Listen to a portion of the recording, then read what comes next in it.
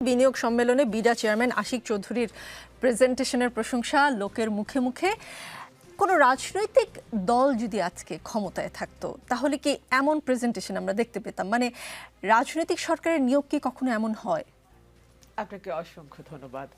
দেখুন, এই সরকারটির দুটো জিনিস আমি খুব গভীরভাবে পর্যবেক্ষণ করছি। একটি হচ্ছে ম্যানুফ্যাকচারিং কনসেন্ট, মানুষের মত কোন দিকে যাবে, মানুষ কি বলবে, মানুষ কি ভাববে, মানুষ কি রাজনীতি দেখতে চাইবে, সেটা খুবই সুচারুভাবে ম্যানুফ্যাকচারিং কনসার্ন যেটাকে বলা হয় সেটাই সরকার করছে। আর দুই হচ্ছে এই সরকারের পিআর অসাধারণ। সেই পিআরের ফল আসলে বাংলাদেশে আমরা কতটুকু ঘরে তুলতে পারবো সেই প্রশ্ন থেকেই যায়। কিন্তু ডক্টর মোহাম্মদ ইউনূস তিনি পিআরের ব্যাপারে একজন অতি দক্ষ মানুষ এবং তিনি তার দক্ষতাকে সর্বোচ্চ পর্যায়ে কাজে লাগাচ্ছেন।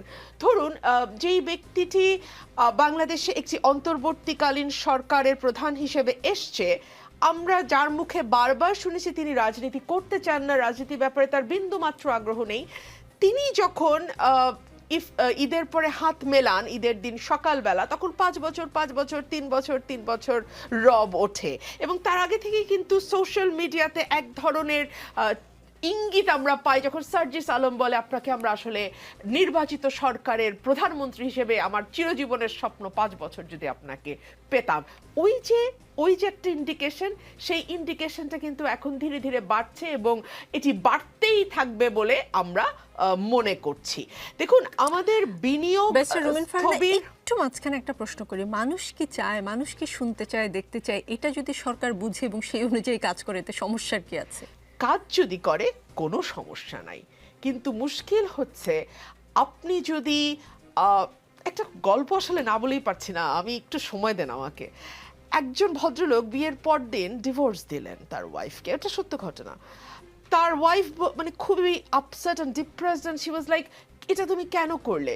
বলছে, তুমি আমাকে ঠকিয়েছো, কারণ তুমি যে রূপটা আমাকে দেখিয়েছো এটা আসলে তুমি না। পরদিন যখন মেয়েটি তার আসল রূপে আসলো, হাজব্যান্ডের মানে দাবি ছিল যে তুমি আমাকে ঠকিয়েছো, তুমি আমাকে এই চেহারা দেখাওনি, বিয়ের আগে যতবার দেখা হয়েছে তুমি ফুল মেকআপে এসছো, আমি জীবনেও তোমাকে আসল চেহারায় দেখিনি।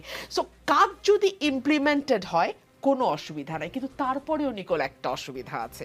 অসুবিধাটি হচ্ছে বাংলাদেশ তো সাংবিধানিকভাবে একটি গণতান্ত্রিক রাষ্ট্র, তাই না? ধরুন, আপনি 5 জন অনির্বাচিত ফেরেশতা বাংলাদেশে আসলেন, আমি একেবারেই ফেরেশতা বলছি যে এই মানুষটির কোনো দোষ নাই, সেই ইউটোপিয়ান মানুষটিকে আপনি 5টি মানুষ আপনি সংগ্রহ করলেন এবং তাদের 5 জনকে বাংলাদেশের রাষ্ট্র ক্ষমতায় ভোট ছাড়া বসালেন। সমস্যাটা ঠিক ওই জায়গায়। হয় আপনি সংবিধান পরিবর্তন করে এমন কিছু প্রভিশন আনতেই পারেন, মানে বাংলাদেশের মেজরিটি যদি চায় যে অসাধারণ অনির্বাচিত ব্যক্তিরা যারা বিভিন্ন ক্ষেত্রে তাদের উজ্জ্বলতার স্বাক্ষর রেখেছেন তারা বাংলাদেশকে রান করবেন, সেটা তারা সেরকম যদি বাংলাদেশের মেজরিটি চায় সেটা হতে পারে, কিন্তু এখন পর্যন্ত তো সেটা চায়নি।